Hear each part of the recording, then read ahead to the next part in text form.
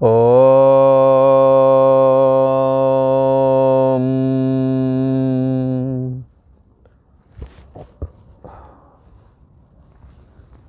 श्री योग वासिष्ठ के उपसम प्रकरण में श्री वशिष्ठ जी महाराज बोले, हे राम जी, ये मन महातुच्छ है।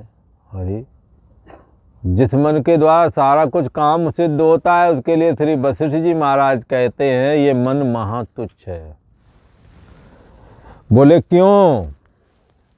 जो वस्तु कुछ नहीं, उसके जीतने में कठिनता नहीं होनी चाहिए राम जी। ये मन स्वयं अपने ये तुच्छ क्यों है? लोग कहते हैं कि ये आदमी बड़ा तुच्छ है। बोले क्यों? बोले इसके पास अपना कुछ नहीं, दूसरे के दम पे बोले रहा। इसके पास अपनी गाड़ी नहीं, दूसरे की गाड़ी चलावे। इसका अपना मकान नहीं, दूसरे के मकान में रहवे। और इसकी रोटियां भी दूसरे के यहाँ से चलें, तो भी ये ऐसी लंबी लंबी बातें करता है मानो यही मालिक बन गया हो। बोले फिर? बोले ये तुच्छ है, जिसकी अपनी कोई औकात नहीं, फिर भी ये करोड़पतियों के कान काट रहा है वाणी से। हाँ, वाणी से ऐसा लगता है यही करोड़पति होवेगा। तो क्या है ये है, इसको जिसका अपना कोई वजूद ना हो और वो वजूद होने की बात करे, व्यर्थ में डींग मारे, उसको लोग कहते हैं तुच्छ आदमी है। ऐसे ये मन जो है अपना स्वतंत्र वजूद नहीं रखता। इसकी ये मूक जड़ है, इसमें चलने की सामर्थ्य नहीं। पैरों से जुड़ता है, पाद इंद्री से जुड़ता है तब चलता है, नेत्र से जुड़ता है तब देखता है, कान से जुड़ता है तब सुनता है, नाक से जुड़ता है तब सूंघता है, त्वचा से जुड़ता है तो स्पर्श करता है। इसके पास तो न देखने सुनने का भी कोई जुगाड़ नहीं, वो तो कान पे आकर सुन लेता है। और दाहिने नेत्र से उतर करके जो सोते समय जब हृदयाकाश में आना होता है, उस समय ये मन स्वयं अपने आप नहीं जा पाता है, बल्कि उदान नाम की वायु में सवार हो करके तब हृदय देश में जाता है। और वहाँ हृदय देश में जब लीन हो जाता तो कहते हैं ये सो गया है। इसलिए ये मन की अपनी स्वतंत्र सत्ता नहीं है। मन के अंदर जो चेतना है ये भी आत्मा की है, इसकी स्वतंत्र अपनी कोई चेतना है ही नहीं। इसलिए ये मन को तुच्छ कहा गया है। हे राम जी, मन महातुच्छ है। जो वस्तु कुछ नहीं, उसके जीतने में कठिनता कुछ भी नहीं होती राम जी। ये मन स्वयं तुच्छ है, अर्थात इसकी अपनी कोई स्वतंत्र सत्ता नहीं है, इसकी कोई अपनी वस्तु नहीं है। इसको जीतने में क्या यत्न है? इसे जीत लो। जैसे स्वप्ने का नगर निकट होता है और चिर पर्यंत भी स्थित है, पर जान कर देखिए तो पता लगेगा कि स्वप्न वाला नगर कुछ होता ही नहीं है। उसके स्वप्न वाले लोगों को निकाल करके बाहर करना है, स्वप्न वाले संसार के लोगों को निकाल करके बाहर करना है। तो किसी इनका पहले विचार करके देखो, स्वप्न वाला जगत है भी क्या? बोले हम सब निकला देंगे। बोले निकाल दो। बोले स्वप्न वाला जगत है ही नहीं, केवल भ्रम से उसी समय दिख रहा था, जागने पर उसका अभाव हो जाता है। तो सपने वाले आदमी गए, सपने वाला जगत गया। विचार के द्वारा जो वस्तु तुच्छ है उसको जीतने में कोई प्रयास नहीं होता। सेम ऐसे जैसे सपने के जगत को विचार करने से ही सपने का जगत खत्म हो जाता है, तैसे ही राम जी मन को जो विचार करके देखिए तो ये अपने आप में कुछ स्वतंत्र वजूद रखता नहीं है। स्वतंत्र वजूद तो आत्मा का ही है और किसी का वजूद नहीं। इस आत्मा की बड़ी महिमा है, अनंत व्यापक है, अनादि और अनंत है। यही कारण है कि कोई भी काल्पनिक संकल्प क्यों न हो, सबकी सिद्धि आत्मा से हो जाती है। स्वप्न में भी जो वस्तु कभी देखी सुनी ना हो वो भी दिखती है, ध्यान में भी दिखती है। तो ये मन है ऐसा है कि जब भी पीछे जन्म थे तब भी मन रहा, अगले जन्म कभी होवेगा, जन्म यदि होगा तो मन के बगैर जन्म होता नहीं। तो मन में इस जन्म के, वर्तमान के, भूत के और भविष्य के तीनों प्रकार के संस्कार रहते ही हैं। इसलिए ये मन में किसी प्रकार का भी कोई भी दृश्य दिख सकता है, पर वो दृश्य मिथ्या ही है, ऐसा जरूर निश्चय करके धारण करना। जिस पुरुष ने अपने मन को नहीं जीता राम जी, वह दुर्बुद्धि है, उसकी बुद्धि ठीक नहीं। और अमृत को त्याग करके वो विष का पान कर रहा है। हाँ, पलट सुधा से सठ विष लें। ये अमृत छोड़ करके, अंतर्यामी आत्मा अमृत है जो कि सब में समाया है, सबकी गठरी लाल है, सबके अंदर बैठा हुआ है। तो और विषय विष के समान है।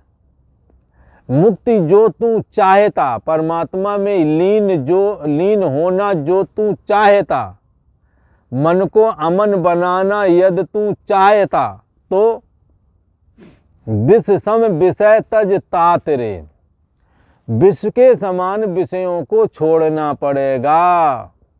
अच्छा, फिर क्या करें?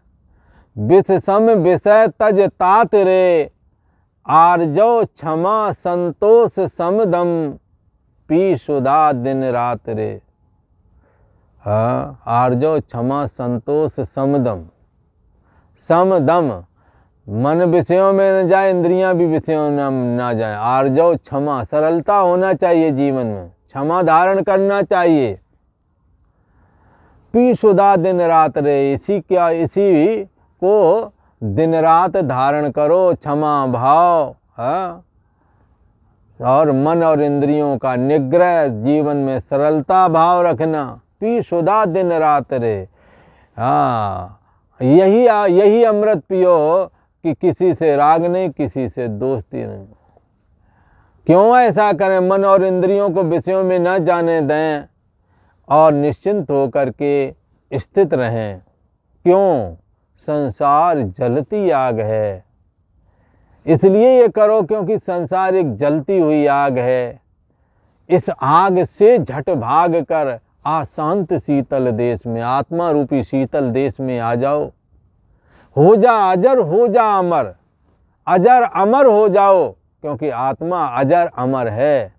नासवान जड़ मूक सर्प के समान इस मन को अपनी मैं बनाया, जिससे कि दुख ही मिला है।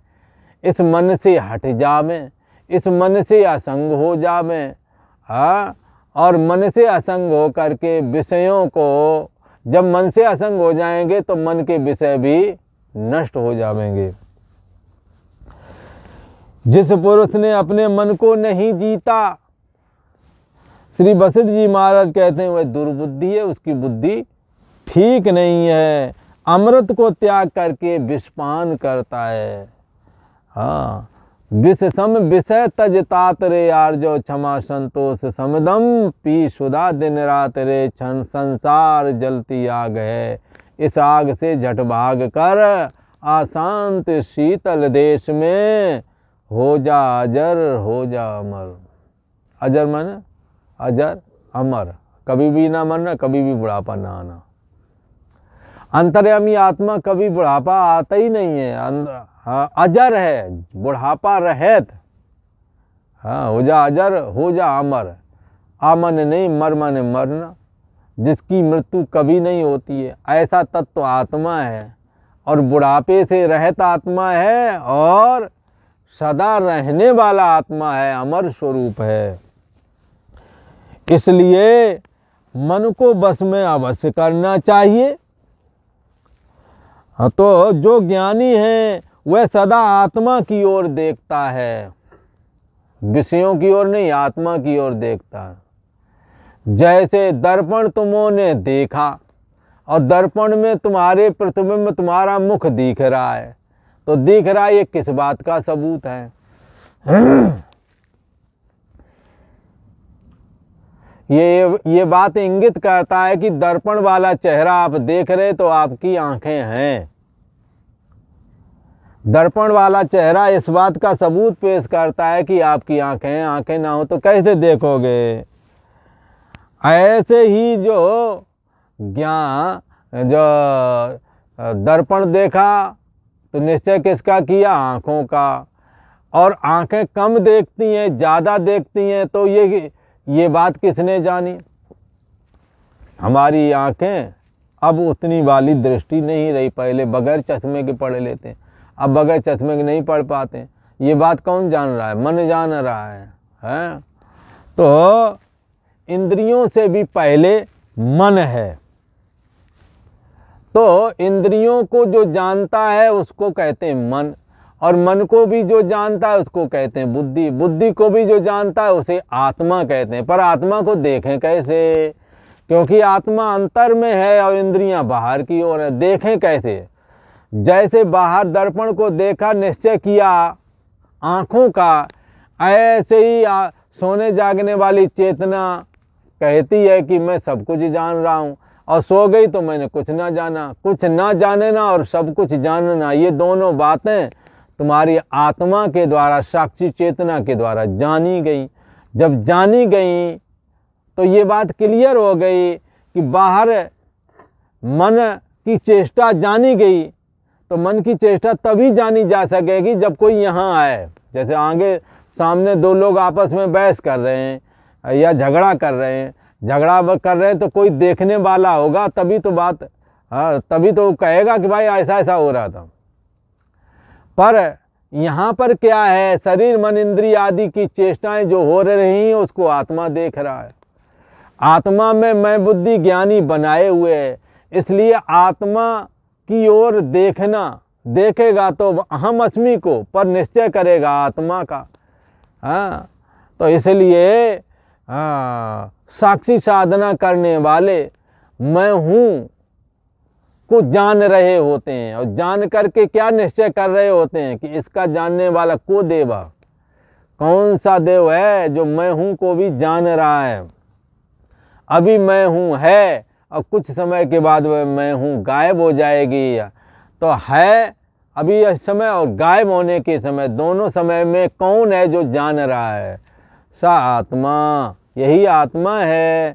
सब विज्ञेया, इसको जानना है, समझना चाहिए। तद ब्रह्म तद विजिज्ञासस्व है, यही ब्रह्म है, इसी को हमने जानना है, समझना है। तो उसी को यहाँ कहते हैं कि ऐसा करने से मन अमन हो जाता है। मन के मिथ्यात्व का निश्चय हो जाने से आत्मा रूपी दीपक प्रकट हो जाता है साधक के हृदय में। इसलिए यहाँ कहते हैं कि जिस पुरुष ने अपने मन को नहीं जीता वह दुर्बुद्धि है। अमृत को त्याग करके विष का पान करता है और मर जाता है, पुनर्जन्म पुनर्मरण में फंस जाता है। परंतु हे राम जी, जो ज्ञानी है वह सदा आत्मा ही की ओर देखता है। देखेगा तो वो भी मन बुद्धि आदि को, पर निश्चय करता है आत्मा का। इसी को संतों ने, कई लोगों ने कहा है, लोग कहावत वो शायरी से बोलते ना कि वाह वाह रे जमाने, हाँ वाह वाह रे जमाने, कहीं पर नजरें तो कहीं पर निशान है। बड़े बुजुर्ग लड़कों को, बच्चों को देखते हैं, कहें वाह वाह रे जमाने। ये सोचता होगा हमें नहीं पता है और हम यहाँ से गुजर के आए हैं, ना। तो बात तो कहीं कर रहे, इशारा कहीं का कर रहे हैं। तो ऐसे ही देखते तो हैं, शीशा को निश्चय करते आँखों का, देखते तो इंद्रियों को हैं, पर निश्चय करते कि हमारा मन है। देखते तो बुद्धि, देखते तो मन को हैं, पर निश्चय करते हैं बुद्धि का। हाँ, देखते तो है सोने जागने वाली चेतना को, पर निश्चय करते साक्षी आत्मा का। इसलिए बाहर जमाने, कहीं पर नजरें तो हैं मैं हूँ को जान रहे, पर चिन्ह व्यक्तित्व रूप मैं जीव भाव को परछिन्न व्यक्तित्वपना जो रूप जो जीव भाव है उसमें लगता है मैं हूँ। ये मैं हूँ को तो जान रहे हैं, निश्चय किसका करे? साक्षी आत्मा का। उधर नजरे निशाना इधर, इसलिए देखो देखो, देखने वाले को देखो। कौन देख रहा है? को देवा यो मनः साक्षी, मन को कौन देख रहा है? इसलिए यहाँ कहते हैं जो ज्ञानी है वह आत्मा को ही देखता है। शरीर मन इंद्रिय आदि को देखेगा, बुद्धि आदि को देखेगा, पर निश्चय करेगा आत्मा का, मैं हूं और जान रहा हूं। हे राम जी, इंद्रियां अपने अपने धर्म में विचरती हैं। प्राण की स्पंदन शक्ति है और परमात्मा की ज्ञान शक्ति है। स्पंदन और ज्ञान दो प्रकार की शक्ति है, क्रिया शक्ति और ज्ञान शक्ति। स्पंदन कहते हैं प्राणों के बगैर क्रिया नहीं हो सकती। शरीर मन इंद्रिय में यदि कहीं क्रिया हो रही है तो निश्चय करके जानो कि प्राण है, क्रिया नहीं हो रही है तो प्राण नहीं है। और ज्ञान शक्ति, अगर हम जान रहे हैं तो इसका मतलब आत्मा का प्रतिबिंब मन पर पड़ रहा है और ग्रहण कर रहा है मन आत्मा के प्रतिबिंब को, अथवा आत्मा के साथ संसर्ग है मन का, इसलिए आत्मा की चेतना का संसर्ग हो गया मन में जा करके, इसलिए मन जड़ होते हुए भी चेतन हो गया। प्राण की स्पंदन शक्ति है और परमात्मा की ज्ञान शक्ति है। इंद्रियों की अपनी शक्ति है, देखने सुनने चखने आदि की। फिर जीव किससे बंधायमान होता है? अब प्रश्न होता है जीव कैसे बंध गया? प्राणों की तो स्पंदन शक्ति है, अच्छा, और परमात्मा की ज्ञान शक्ति है। सभी इंद्रियों की अलग अलग अपनी शक्ति है। भाई इसको कैसे बांध लिया गया है? ये मन क्यों बंधन में आ गया? क्योंकि मन इनसे संसर्ग करता है, इनके साथ जुड़ जाता है। लोग कहते हैं अपराध तो उसने किया, इसका थाने में नाम क्यों आया? बोले इसलिए क्योंकि ये उसके साथ रहता था। तो क्या है कि वास्तव में ये ज्ञान शक्ति तो परमात्मा की ही है, इंद्रियों की अपनी अपनी शक्ति है। फिर जीव किससे बंधायमान होता है? वास्तव में सर्वशक्ति तो परमात्मा ही है। सर्वशक्ति सर्वात्मा है, उससे भिन्न कुछ है नहीं। यह मन क्या है जिसने सब जगत को नीच बना दिया है, निम्न सोच वाला बना दिया है, अर्थात शरीर और जगत को ही सत्य और रमणीकता आदि जो दिखा रहा है। हाँ, जगत देह और जगत सत्य है, भोग पदार्थ रमणीक हैं, मैं मेरा तू तेरा राग द्वेष आदि में इसने फंसाकर सब जगत नीच कर दिया। हे राम जी, मूढ़ को देख करके मैं दया करता हूँ और तपता भी हूँ कि ये क्यों खेद पाते हैं। हाँ, इनको खेद ना हो, इन्हें दुख ना हो, ऐसा हमें भी लगता है, पर ये आत्मा को जानने का प्रयास ही नहीं करते। पुनरप जन्म पुनरप मरणम रूप जो घटी यंत्र की नाई ये एक चक्र चल रहा है, उससे ये निकलना ही नहीं चाहते, क्योंकि मन इंद्रियों का निग्रह है नहीं, विवेक है नहीं, साधु पुरुषों की संगत नहीं करते, सतशास्त्र का श्रवण नहीं करते, चिंतन नहीं करते। इसलिए मेरे को मूढ़ पुरुषों को देख करके दया आती है और मैं दुखी भी होता हूँ, तपता हूँ, हमारा हृदय जलता है और मैं सोचता हूँ ये क्यों खेद पाते हैं, क्यों नहीं सुखी होते। परंतु ये आत्मा की ओर नहीं आते और दुख पाते हैं। आज इतना ही। वीडियो अच्छा लगे तो लाइक करें, शेयर करें, सब्सक्राइब करें, बेल आइकन को भी दबा के रखें।